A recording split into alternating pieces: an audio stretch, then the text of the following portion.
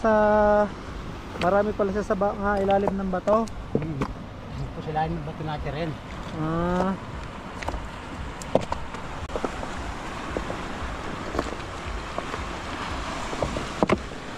Ano nga ho ang tawag dyan?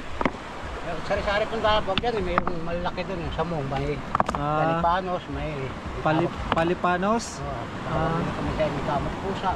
Kamot pusa. Ayos ah. Yun o. Ay, itong kamot pusa o. Ganyan. Masarap yan. Gataan at saka sabawan no? Ayos. Ay mga kabayan, yung nakukuha nila dito.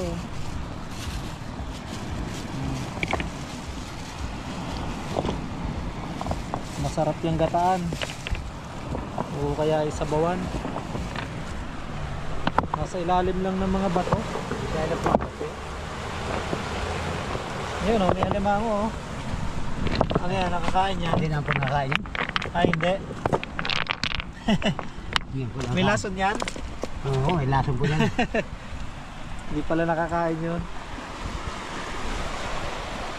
Kung nakakain yung madalaw na yun dyan.